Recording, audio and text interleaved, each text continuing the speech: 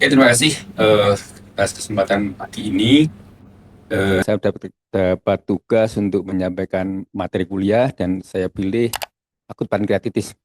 Sebenarnya materi-materi di abdomen itu cukup banyak. Saya juga, tapi kalau kalau dihitung dari rotasi residen, nanti mungkin ada satu dua residen yang pernah dengar karena kalau saya membawakan setahun dua kali, saya butuh minimal 10 presentasi supaya satu residen itu tidak mengulang. Ya. 10 tema yang harus saya sampaikan ya. Kalau nanti saya cuma satu, nanti semester depan diminta lagi kan satu lagi nanti ya. Akut pankreatitis ini terakhir siapa ya? Ada di sini ada yang pernah mendengarkan maksudnya? Pernah gitu ya? Nah, berarti kan ada keterulangan ya. Nanti saya berusaha untuk membuat minimal berarti 12 tema ya supaya nanti tidak terulang kalau satu residen rata-rata 8 semester gitu ya. Pankreas sendiri sebenarnya organ yang eh, apa namanya kelainan atau permasalahannya itu cukup banyak ya. Mulai dari infeksi betul ya, kemudian akut pankreatitis. Akut pankreatitis sebenarnya bukan infeksi atau bukan investasi jamur, viral maupun bakteri. Jadi ini sebenarnya autoimun ya, autodiges. Kata-kata akut pankreatitis sebenarnya memberi kesan ini adalah proses inflamasi dan akut pankreatitis itu salah satu proses inflamasi paling ganas di tubuh kita. Jadi bahkan disebut sebagai king of inflamasi ya. Karena adanya puluhan ya sebenarnya. Tapi saya yang hafal cuma 7. Saya yang hafal cuma 7 ya. Ada tadi sekitar 10 lebih sebenarnya pankreatik jus ya. Pankreatik jus itu mulai dari amilase, lipase, protease, lagi ya banyak itu ya. Semuanya korosif, semuanya korosif. Lipase itu kalau ketemu dengan jaringan lemak, lemaknya akan lisis ya gitu. Dan pada akut pankreatitis itu karena adanya obstruksi biasanya di Indonesia ya, atau karena alkoholisme itu biasanya di luar, itu bisa terjadi leakage dari pankreatitis itu ke jaringan di luar pankreas. Kemudian dia menyebar ke sekitarnya, melaluinya macam-macam. Nanti kita lihat ya. Ya ini digambarkan begitu begitu seriusnya kondisi klinisnya, digambarkan adanya bom waktu ya. Nah, yang jadi masalah itu hampir 85% diagnosis akut pankreatitis itu miss, termasuk di Sarjito. Ya. Karena diagnosis dari akut pankreatitis itu adalah nyeri abdomen atas yang menjalar ke punggung, kemudian peningkatan lipase amilase minimal 3 kali, tapi prakteknya itu ribuan. Normalnya kan 15 ya. Kemudian pada pemeriksaan penunjangnya CT scan sampai saat ini itu adanya gambaran udema maupun nekrosis. Yang pertama saja masalah adanya nyeri nyeri abdomen atas yang menjalar ke punggung itu biasanya miss. Kemudian pada saat menegakkan diagnosis ada aturan-aturan yang harus rigid. Jadi pertanyaan anamnesanya itu harus ditanya kapan itu terjadinya nyeri abdomen yang menjalar ke punggung. Kalau memulai misalkan tanggal 1, harus tanya pagi atau sore ya. Karena nanti kita akan melihat sekuen-sekuen dari perjalanan akut pankreatitis ya. Itu waktu 24 jam itu sangat penting ya. Jadi pertanyaan pada saat anamnesa itu juga harus diskret ya, detail gitu.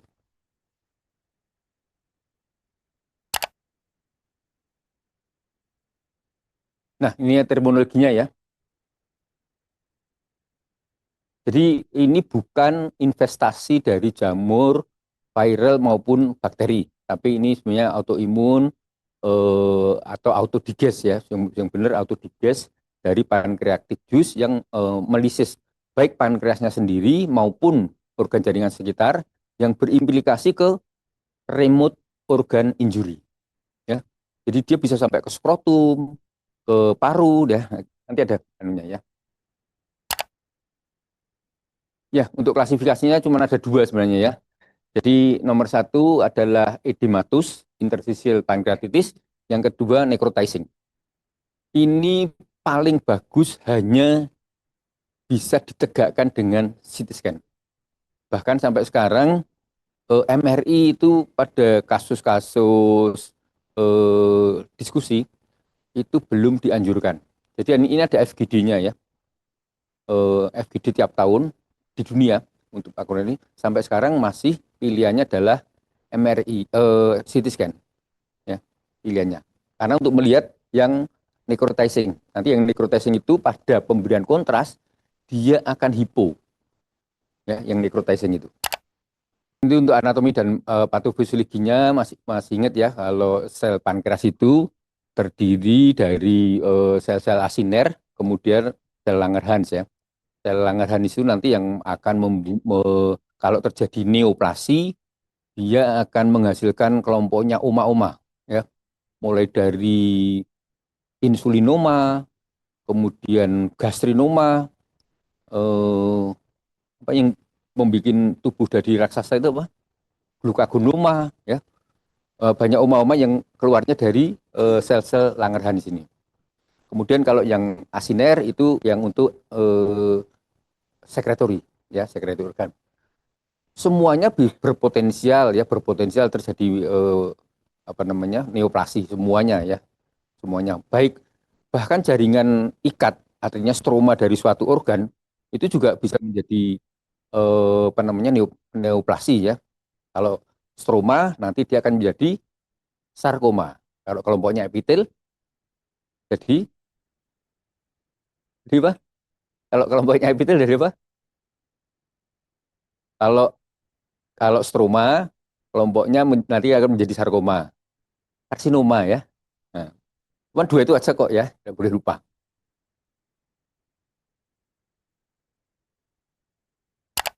Nah ini patofisiologinya ya.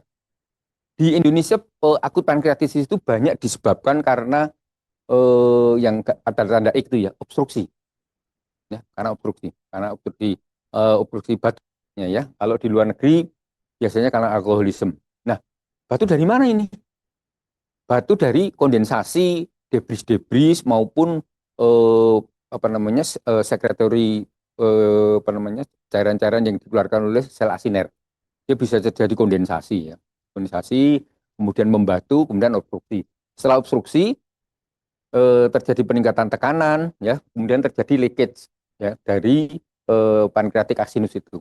Nah, ini mulailah terjadinya akut pankreatitis. Ini sesuatu yang sifatnya itu seperti bola salju ya. Begitu orang terjadi leakage pankreatik jus, itu akan terjadi kerusakan organ di sekitarnya yang sangat-sangat parah ya. Bahkan yang jarak jauh ya, remote organ injury itu sampai ke subkutis. Jadi ini memang betul-betul badai inflamasi. Masalahnya itu kenapa banyak yang miss itu, ya. Beberapa kali didiagnosis sebagai peritonitis, ya. Pada saat akut kadang-kadang juga didiagnosis sebagai appendicitis dengan apa namanya perforasi. Banyak sekali itu kasusnya. Nah ini perjalanannya pada akut pankreatitis ya. Itu pada satu hari pertama sampai hari ke-10 itu bisa terjadi itu ya systemic inflammatory response syndrome. Bisa sifatnya itu severe atau mild ya. Severe itu yang paling anu ya itu kemungkinan terjadi hari ketiga empat. Terjadi badai inflamasi bahkan tadi saya informasikan sampai ke lemak subkutisnya aja ikut terbakar ya. Lemak subkutisnya ikut terbakar. Kemudian yang mild itu ya. Jadi ini angka kematiannya tinggi ya. Jadi MACE-nya itu ada dua, terlanjur meninggal, tidak dilakukan audit, atau sampai ke dia turun lagi juga tidak tahu ya. Akhirnya datang lagi nanti akan didiagnosis oleh kita sebagai kelompoknya pankreatik cyst ya. Ini menariknya sebenarnya di situ nanti ya, radiologinya nanti ya. Kemudian pada late fase itu juga bisa terjadi lagi reversal anu lagi apa namanya? Inflamasi lagi ya. Dan ini kalau kita cerita masalah bagaimana systemic inflammatory syndrome, ini ceritanya satu buku sendiri seperti Mahabharata ini. Coba lihat nanti di belakang ya. Karena ada beberapa proses yang sifatnya itu apa seperti kaskade gitu ya. Begitu ini di on kan, nanti terus dan itu proses point of no return. Nggak bisa lagi putus di tengah-tengah proses inflamasi itu. Jadi dia akan berjalan terus sampai akhir, selamat atau tidak. Ya. Jadi eh, apa namanya garisnya itu point of no return. Tidak ada jalan pulang lagi untuk mengalihkan supaya dia tidak terjadi inflamasi yang berlebihan lagi. Nah ini untuk gambaran besarnya dulu ya. Tadi ada dua fase, early itu eh, 1 minggu pertama, kemudian late itu yang minggu kedua sampai sebenarnya keempat ini ya. Kemudian severitas. Severitas adalah beratnya penderitaan yang dirasakan oleh penderita. Itu sebenarnya severitas ya. Contoh yang paling mudah misalkan ada orang CA rekti, kemudian obstruksi, kemudian terjadi fistulasi, kemudian terjadi pustulasi. Sudah jatuh, tertimpa tangga, kena cat, kayak gitu ya. Jadi itu beratnya penderitaan yang dialami oleh atau dirasakan oleh pasien. Dan ini sebenarnya semua severitas itu secara radiologis itu kadang bisa dilaporkan. Anda melihat CA rekti, kemudian Anda ternyata juga mencurigai fistulasi, kemudian melihat adanya tanda-tanda kalau obstruksi jelas ya, tanda-tanda pustulasi ya, misalkan adanya udema dengan enhancement ya, itu kemungkinan infeksi itu ya. Jadi bisa dilaporkan. Kemudian yang terakhir yang pertama tadi ya tipe edematus sama necrotizing. Harus dari awal tahu ya, harus dari awal tahu. Dua tipe akut pankreatitis karena sekarang dengan resolusi USG yang cukup bagus, kita melihat necrotizing yang kecil-kecil itu saja sudah cukup bisa ya. Cuman apakah kita aware bahwa ini akut pankreatitis? Ada dua penyakit yang di radiologi sering keluar, tapi saya yakin pada saat Anda perform sebagai GP dulu, apakah Anda pernah mendiagnosis enggak ya? Satu, akut pankreatitis, dua, kolitis. Begitu masuk hari pertama atau minggu pertama di apa namanya GI, kolon descendant Anda kolitiskan semua ya. Kecil, nggak ada haustra endisura. Padahal itu anatominya memang kecil ya. Rasio dari sekum ascendent transversum descendent itu 4:3:2:1. Jangan menganggap kalibernya sama mulai dari sekum sampai ke kolon descendent. Tapi minggu pertama orang stase di GI semuanya dikolitiskan itu kolon descendent ya. Jadi cermati ya. Nah, ini untuk scoring system dulu zaman saya masih ingat juga. Mungkin saya memang ditakdirkan untuk melihat akut pankreatitis ya. Waktu koas itu masih pakai bedset index sama ransom itu saya itu. Jadi lihat bunnya gitu ya. Saya tahu modified city severity index itu sesudah jadi dulu waktu jadi presiden belum punya CT scan abdomen, masih punyanya CT kepala waktu saya jadi residen ya. Jadi ketemu modified CT severity index itu ya baru pada saat saya jadi radiolog. Jadi ini untuk grading ya, grading dari severitas. Tadi severitas apa? Beratnya sakit atau beratnya penderitaan juga. Nah, itu. Kemudian yang menarik ini Ishikawa grading, klasifikasi. Ini saya mulai tiap hari kalau bisa melaporkan. Jadi kalau ada klasifikasi baru, ya, kalau Anda yakin cocok, artinya wah ini bisa diaplikasikan. Terapkan tiap hari supaya Anda hafal. Walaupun misalkan scoring tirat gitu ya. Tiap hari atau birat tiap hari lihat HP nggak apa-apa. Suatu saat nanti hafal sendiri kok. Oh, ini birat 3 ya. Tapi pertama tiap hari pakai HP sampai sampai nanti scoring sistemnya itu hafal. Jadi eh, apa namanya? Nanti kalau kalau sudah perform betulan, tetap pakailah gitu ya. Sampai nanti HP-nya sudah tidak dipakai lagi. Jadi scoring system yang mungkin apa namanya dibuat oleh sejawat-sejawat kita yang apa namanya yang pinter-pinter itu kita manfaatkan. Suatu saat scoring system itu juga ada perbaikan loh ya. Jangan dikira scoring system itu sifatnya established ya, menetap gitu. Nanti ada yang melakukan apa namanya gugatan. Ini nggak benar ini. Nah, nanti baru lagi enggak apa-apa, kita menyesuaikan juga. Jadi ini tapi based on-nya ya, tadi lihat itu upper back pain ya. Jadi menjalar ke punggung, increase level amilase lipase dan city finding. Ini kan berkaitan dengan kita ya. City findingnya ini yang enggak boleh kita lupakan. Cuma membedakan edematous atau necrotizing. Sebenarnya ini berkaitan dengan kedepannya nanti mau jadi apa sih akut pankreatitis itu untuk yang city finding itu ya. Nah ini indikasinya untuk imaging ya. Tadi dikatakan diagnostiknya uncertainty. Ya sebenarnya uncertainty dan certainty itu tergantung kita. Apakah kita punya perasaan apa ya namanya awareness ya. Ada orang kok sakitnya itu betul ya sakitnya ya kelihatan sakit ya. Dia ngomong nyeri perut dan menjalar ke punggung ya. Ada tanda-tanda apa namanya peritonitis tapi sakitnya itu sakit betulan gitu ya. Ya kalau tidak ada di sini tidak ada di akut pankreatitis mana ada awareness ya. Sama dengan keseharian kita ya. Kalau didinya kecil dikit yang tahu ya itu. Ya.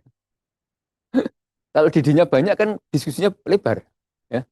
Kayak kalau di radiologi atau sebenarnya di kedokteran itu terutama di radiologi ya. What you know is what you see. You know nothing, you see nothing juga. Jadi ya belajar. Kalau didimu cuma satu ya udah diskusinya cepat itu. Tapi kalau diskusinya didinya 6 kan kita apa namanya developing DD, kemudian lakukan lagi apa namanya pembuangan DD supaya tinggal satu. Ya. Kemudian ini masih dulu ya konfirmasi severitas itu ya pakai Apache itu ya dulu ya. Kemudian ini yang penting ini failure to respond conservative treatment. Ini yang saya katakan 3 rumah sakit orangnya nggak ada perbaikan. Ya. 3 rumah sakit orangnya nggak ada perbaikan. Ini kan berarti kan very respon ini ya. Tadi dari awal dikatakan ini bukan investasi viral, bakteri maupun apa namanya jamur dan sebagainya ya. Bukan. Jadi kalau di terapi konservatif mungkin memang tidak tepat betul ya. Kemudian kapan itu? Saya sebenarnya nggak setuju juga ini. 72 sampai 90 derajat sesudah onset simptom. Tadi onset simptom dikatakan kalau kita anamnese harus diskrit. Tanggal 1 siang atau malam, pagi atau sore. Tanya itu, ya. Karena kita main-main jam ini ya. Saya lebih suka 50 jam. Ya. Kalau ternyata di beberapa saya baca terakhir itu di jam-jam ke-40 itu peradangannya itu sudah mulai itu sudah kaskadenya sudah separuh. Kaskade itu apa namanya tangga itu sudah masuk separuh. Jadi apa namanya reaksi tubuh untuk demam dan sebagainya sudah muncul sebenarnya ya. Oh kembali ke masalah kapan tadi ya. Yang di yang dicari imaging kan apakah pankreasnya udema atau apakah pankreasnya ada nekrosis itu kan? Ya. Itu yang tadi 40 jam sudah muncul itu ya. Udah nekrosis tuh, yang nekrosisnya sudah kelihatan. Ini untuk yang beberapa anu yang kita pakai kan modified city ini ya, modified city. Kemudian terakhir itu yang isi kawah grading. Dua-duanya CT scan, artinya dua-duanya radiologi banget. Ya.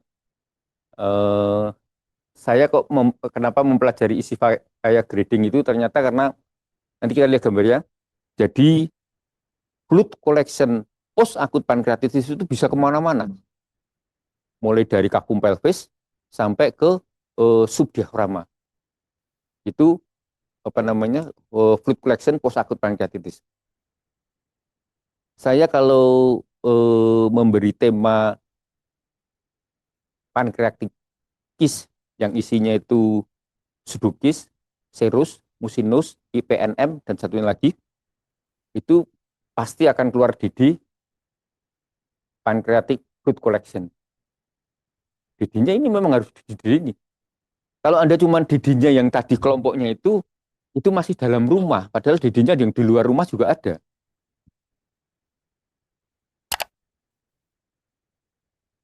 Ya, ini untuk modified CT Saver Index, itu ini hasil CT ya. Itu hasil CT-nya itu pankreasnya normal atau tidak, ya. Kemudian apakah ada perubahan perubahan dari densitas, ya. Kemudian yang dicari lagi sebenarnya kelompoknya fat necrosis, itu yang lumayan ya, fat necrosis ada enggak. Nah, yang penting nanti biasanya yang nomor dua nih, kelompok dua nih, apakah ada tanda necrosis atau tidak, ya. Kurang dari 30% atau lebih dari 30%, agak mudah ini ya. Necrosis itu kalau di CT scan dengan pemberian kontras, jaringan pankreasnya itu slide deeper, kemudian yang nekrosis warnanya hipo. Ini cari itu aja. Beberapa pengalaman menunjukkan USG yang sekarang itu sudah bisa menunjukkan area-area nekrotik juga. Jadi, tapi FGD-nya belum merubah ya. Nah, kemudian di skor ya, di skor, aduh, itu kalau 0 sampai 2 itu mild, 6 sampai medium, kalau 8 sampai 10 itu yang berat ya. Itu. Tinggal kalau di skor. Ini yang grading Ishikawa ya. Ini untuk melihat di mana terjadi akumulasi fluid collection post acute pancreatitis. Ternyata menurut konsep Ishikawa, dulu saya mempelajari peritoneum itu, kavum peritoneum itu hanya dibagi dua. Intraperitoneal, retroperitoneal. Kemudian untuk residen mestinya retroperitoneal dibagi lagi menjadi pararenal anterior, perirenal, pararenal posterior. Ya. Itu mestinya dibagi lagi itu ya. Kemudian dari Ishikawa itu membagi lagi retroperitoneal itu menjadi 5 plane ya, 5 plane. Saya yakin suatu saat akan ada pembagian lagi dari retroperitoneal ini. Belajar peritoneum ya, peritoneum itu memang never ending story ya. Saya sampai sekarang masih seneng ya. Saya mau bikin PTT judulnya Peritoneum The Twilight Zone gitu. Tahu Twilight Zone? Siapa yang tahu Twilight Zone? Apa? Twilight Zone apa? Ada filmnya gitu, Twilight Zone. Daerah remang-remang gitu kan. Biasanya di daerah antariksa gitu ya. Gambarannya horizon gitu ya. Memang memang Peritoneum itu daerahnya remang-remang gitu ya. Nanti kalau sudah belajar apa namanya potensial space, resesus, banyak banget resesusnya itu ya. Tuh. Jadi eh, tunggu aja nanti rilisnya ya. Peritoneum The Twilight Zone ya. Ini pembagiannya lagi ya. Coba itu yang tadinya hanya pararenal anterior, perirenal, pararenal posterior masih dibagi lagi yang merah-merah itu. Ini lokalisasi dari akumulasi fluid collection post acute pancreatitis.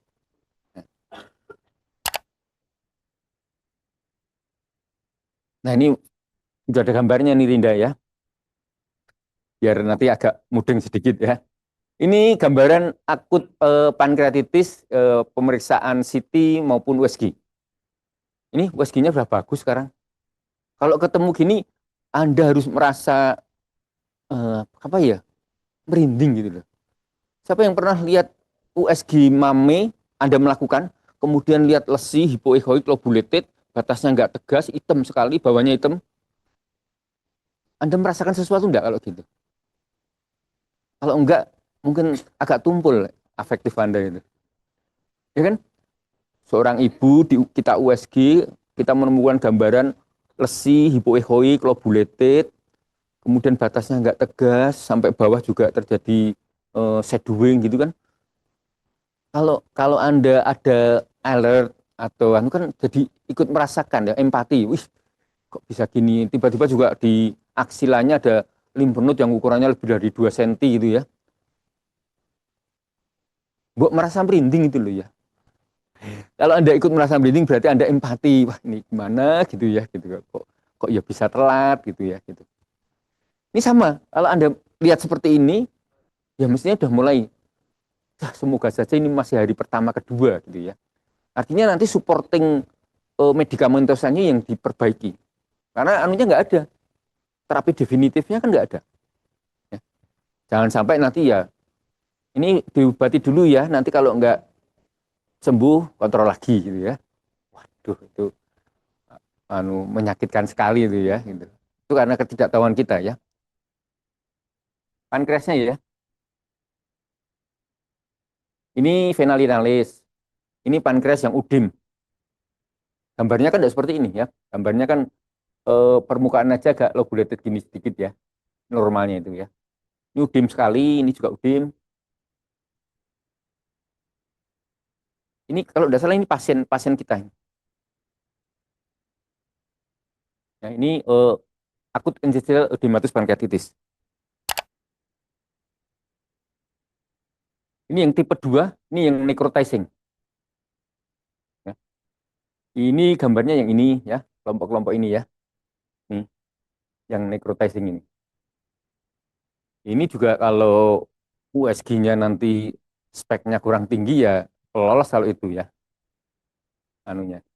Mungkin kalau udemanya kita oh ya ini udem, tapi mencari necrotizing-nya mungkin akan miss nanti.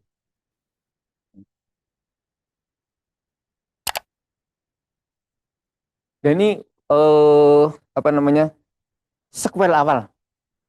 Sequel awal dari akut pankreatitis yang baik edematus maupun necrotizing ya. Itu ada pancreatic fluid collection, ada pancreatic peripancreatic fluid collection, ada extra pancreatic fluid collection. Ya. Yang tadi bisa kemudian menjalar ke 5 Ishikawa potential space tadi ya, bisa menjalar kemana-mana. Mungkin kalau dokter Yudita nih, nah, agak kurusan soalnya ini. Nah, saya tuh selalu lihat presiden, jadi saya tuh kadang lebih dekat dari arterimu sendiri ya. Jadi gambar-gambar ini akan menyerupai tadi yang entitas pertama kelompok pankreatik cis tadi ya, yang ada apa namanya pseudokis, serus, mucinus tadi ya, bisa hampir sama loh gambarnya nanti ya, kita lihat nanti ya. Kalau gini ya, kamu pas kunkri gitu ya, terus tak pancing sedikit aja, artinya pancing untuk salah gitu ya, bisa bubar loh ya. Artinya pikiran Anda ke entitasnya pankreatik cis kan, pikiran ke sana aja. Kalau bisa gini, apakah Anda menemukan kalsifikasi di dinding? Kalau kalsifikasi punya siapa? Kalsifikasi di dinding. Kalsifikasi cis di pankreas, tapi di dindingnya cis. Punya siapa? Oh, necrotizing lagi. Coba buka musinus ya. Jadi kan tidak ada hubungannya dengan kelompoknya itu ya. Tapi begitu kasih ini, pikirannya sudah kelompoknya entitasnya tadi ya, eh, eh, kista pankreas yang ada 5 tadi ya. Ini yang word of. Tipenya juga macam-macam. Nanti ada yang word of, ada yang word of itu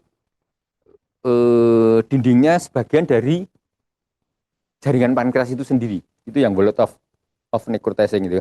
Kemudian ada yang pseudokis juga. Pseudokis itu apa sih? Kalau orang sering ngomong pseudokis, bedanya dengan trukis apa? Tiap hari kita ngomong loh. Pseudokis apa itu? Namanya pseudo kan mesti tidak yang sebenarnya kan? Apa pseudokis? Pseudokis itu adalah kista yang dindingnya tidak dilapisi oleh epitel lain ya, tapi oleh jaringan ikat kan. Kalau post akut pankreatitis, kalau jadi kis yang itu ya pseudokis. Ya.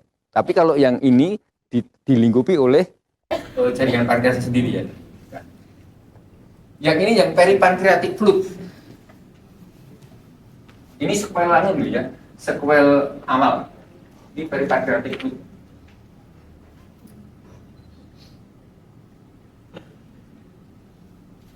Dulu ada yang ngomong ini asites minimal. Aduh, asites kok di retro aku. Ya. Kalau asites ya di intraperitoneal ya, jelas pankreas itu retro kok. Jadi tidak boleh ngomong asites di retro ya. Ya, ini yang peripankreatik. Ini komben, pankreatik, peripankreatik. Wah, ini kalau kasih apakah ini serus atau musinus? Wah, Anda pasti pilih salah satu ya. Tidak pikir panjang ya. Padahal bukan dua-duanya loh ya. Bukan dua-duanya. Udah tahu kan kalau punya pankreatik cis? Aku percaya aja lu ya.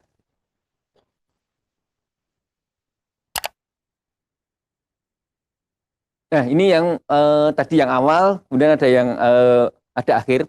Yang sequel ini akan dibawa terus kalau tidak dilakukan pembedahan. Kalau tidak, biasanya bedah digestif, kalau memang tidak mengganggu gerakan usus, tidak menekan arteri vital, dia tidak diapa-apain. Ya. Dok, kalau dianu gimana dok? Saya pernah tanya, dilakukan fungsi gitu ya. Tidak perlu juga, takut nanti kalau apa namanya, leakage-nya ada kemana-mana kan, retro gitu ya. Tapi kalau dia menekan arteri vital, itu biasanya juga dilakukan pengambilan ya. Ini yang agak, anu tuh yang PS itu ya. Dia di daerah hampir di kena daerah vena cava sama aorta ya.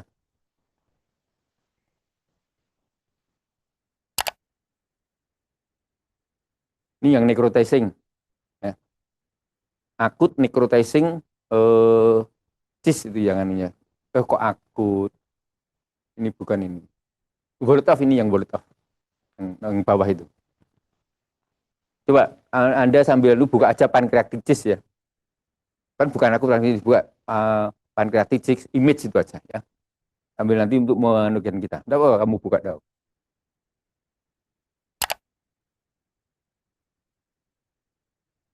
Nah ini yang necrotizing yang kurang dari 4 minggu. Coba lihat badai inflamasinya. Ini kasus saya ini. Itu sampai lemak subkutis saja terjadi stranding. Ya. Kalau Anda lihat stranding kan biasanya di abdomen dan membedakan apakah strandingnya dari malignansi atau dari inflamasi. Berat yang mana? Berat yang inflamasi dibanding yang anu ya. Kalau ini tidak berat lagi, lemak subkutis saja terlibat. Ya. Ada namanya saya lupa.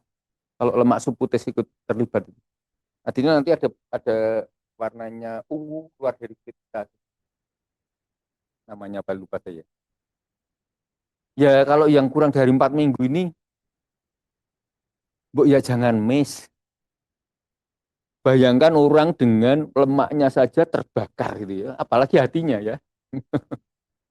Itu Bu jangan miss itu loh. Wah ini kemungkinan. Artinya Anda pada saat USG juga mungkin mengingatkan. Di dunia tulis akut pankreatitis gitu ya. Kalau lihat gitu. Itu kan kita sudah turut serta untuk memperpendek waktu diagnosis gitu. Walaupun cuma di bawah ya, di bawah itu dikasih kasih gitu. Nah ini biar agak menarik, ternyata dari akut pankreatitis itu yang kejadiannya ada di epigastrik, ya, itu dari lokal event bisa menjadi remote organ injury. Ini termasuk judul-judul yang ngebom loh dok ya. Jadi di judul yang bagus. Jadi kalau kita itu wah, from local event. Sebenarnya ini from Lucian with Love ini sebenarnya. Aslinya judul filmnya ini ya. Saya suka dari judul-judul film itu tak rubah-rubah men. Jadi main. Tapi kan jadi eh, membacanya enak kan dok? From local event to remote organ injury. Wah, ini apa gitu ya, gitu ya. Kalau kamu lihat di Netflix itu ini apa ya nanti ya ceritanya gitu ya. Gitu. Nah ini untuk merangsang dulu ya. Jadi akibat akut pankreatitis itu ternyata bisa merusak organ sekitar bahkan organ jauh. Yang nanti mungkin Anda ketemunya organ jauh. Ini objektifnya ya. Nah ini kan, jadi dia bisa yang tadi ya ini. Jadi dia bisa melibatkan organ sekitar ya dan remote organ. Dua-duanya severitasnya tinggi. Artinya menimbulkan penyakit. Oh bukan, menimbulkan apa namanya penderitaan. Jadi Anda tidak boleh miss, ya. Anda tidak boleh miss karena menimbulkan penderitaan tadi ya. Slide berikutnya. Nah ini beberapa organ dekat maupun organ jauh yang bisa terlibat akibat akut pankreatitis. Slide berikutnya. Ini tadi ya klasifikasi. Ini salah satu patogenesisnya ya. Adanya asinal injury, kemudian gut barrier failure, kerusakan dari barrier failure-nya, kemudian gut inflamasi, kemudian aktivasi. Kalau sudah kata-kata aktivasi, ini ada beberapa kaskade proses inflamasi, ada 4 sebenarnya ya, yang bisa membuat severe respon sindrom tadi ya. Itu kan kayak apa ya, kalau di klinis kalau saya sering dengar itu, kalau orang infeksi kemudian menyebar kemana-mana itu namanya di atasnya sepsis itu, SIRS ya, nah kelompok-kelompok itu. Ya. Terus, nah sebenarnya kenapa sih kok terjadi akut pankreatitis? Jadi ini sebenarnya adanya kegagalan kompartmentalisasi. Artinya sebenarnya tubuh itu kalau terjadi apa-apa dia berusaha melokalisir diri. Salah satunya apa yang paling gampang? Abses. Kenapa abses itu kemudian membuat dinding yang tebal, kemudian ada neovaskularisasi banyak, supaya itu terlokalisir abses itu. Jadi itu mekanisme itu. Ini gagal ya. Kemudian remote aktivasi tadi ya, terlanjur meremote beberapa mekanisme SIR. Kemudian protease inhibitornya nggak jalan. Nah ini, yang auto shut off. Sebenarnya juga tubuh kita itu punya button off kalau di CT scan itu atau MRI. Kamu lihat ada tombol merah, itu kalau ada apa-apa dipencet itu ya. Itu ada, itu tanda-tanda darurat ya. Biasanya di beberapa ruangan yang ada alat penting berbahaya, biasanya ada shut off ya. Ini sebenarnya juga ada, ini juga gagal. Ya, slide berikutnya. Gimana sih cara dia menyebar? Bisa direct. Direct itu artinya di sekitarnya. Yang kedua, potential lane. Anda harus belajar. Tadi yang relung-relung peritoneal yang violet zone tadi ya. Itu potential lane. Yang keempat, ligamen. Aku udah pernah ngomong. Ligamen itu adalah salah satu bentuk dari peritoneum yang berfungsi sebagai satu, penggantung organ, dua, tempat lewatnya fasa, arteri, vena, limfatik. Ligamentum ya. Jadi kalau misalnya ligamentum falciforme, jangan hanya berpikir dia gantung saja, enggak. Ya. Dan dia dari mana? Dia perubahan dari peritoneum. Jadi ada 4 layer. Ya. Ya. Terus di dalamnya ada fasa-fasa itu. Itu dipakai oleh pankreatik jus itu untuk lewat-lewat. Cerita pendeknya seperti itu. Kemudian limfatik itu juga dipakai. Ya. Kemudian yang 4 tadi ya, yang membuat beberapa aktivasi apa namanya reaksi inflamasi tadi ya. Terus berikutnya, nah ini biar cepat kebetulan kemarin tadi malam udah tak potong-potong.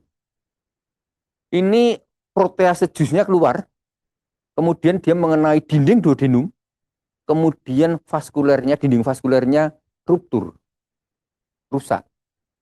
Jadilah hematom di dinding duodenum. Jadi like mesh. Kita kadang-kadang juga tampak massa ini, ya kan? Ini sebenarnya cuma hematom itu di dinding duodenum akibat adanya protease yang mendestruksi apa namanya eh, vaskuler, dinding vaskuler. Dan berikutnya, ini kerusakan dinding usus akibat apa namanya ini amilase ya. Akhirnya apa? Terjadi sikatrik. Ini dulu waktu saya residen tahunya ini namanya cut off sign karena belum ada CT scan. Biasanya di kolon descendant maupun transversum distal. Slide berikutnya. Ini kalau tempatnya, ini tempat yang Anda harus selalu ingat. Ini nanti DD-nya adalah arteria mesenterica superior syndrome. Tapi kalau ini kerusakan dinding, slide berikutnya. Kalau ini arteria mesenterica superior syndrome yang betulan. Jadi duodenum pars 34 itu akan melintasi sudut antara arteria aorta dan arteria mesenterica yang ada bantalan fatnya. Pada orang dengan akut pankreatitis kemudian ada lipase atau orang dengan diet yang berlebihan, kamu nggak diet kan? Enggak ya. Itu bisa terjadi pengurangan bantalan lemak yang tiba-tiba. Kemudian terjadi penurunan sudut dari SMA aortic angle itu dah ya. Kemudian akan menekan duodenum. Terjadilah gastric outlet obstruction. Gasternya begitu lebarnya sampai duodenum pars 34.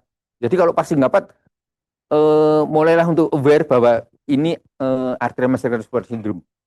Kalau tidak bantalannya berkurang atau ini post akut pankreatitis. Ya, dan berpikir yang lain-lain dulu.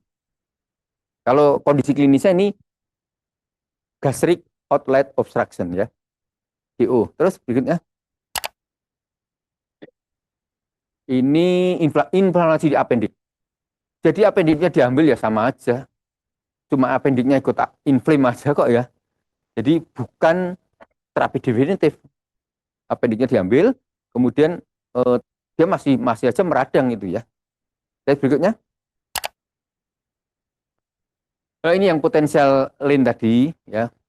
Nanti kalau ada waktu dan senang di abdomen, mulailah belajar apa namanya kompartemen-kompartemen yang lebih detail lagi. Selain hanya pararenal anterior, pararenal posterior, perirenal gitu ya. Jadi ada ruangan-ruangan yang bisa kita pelajari lebih lanjut, termasuk adik kita itu ada relung-relung yang mungkin belum kita eksplor ya. Terus berikutnya, nih ini masih ya. Saya kalau ada kasus lihat ini di mana sih gitu. Supaya hafal aja. Ya. Kalau kita tidak ada kasus, bosen nanti. Oh itu di sini. Nanti kalau ada kasus dilaporkan lokasinya. Nah, ngetik lagi itu kan sih hafal nanti. Lihat berikutnya.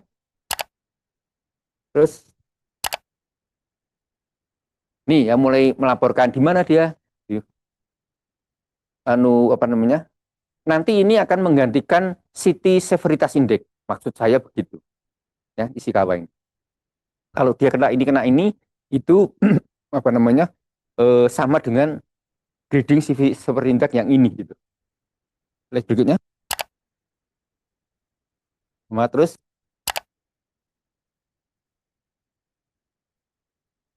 ya kira-kira nanti kalau ketemu apa namanya retroperitoneal yang uwet-uwetan gini nih kamu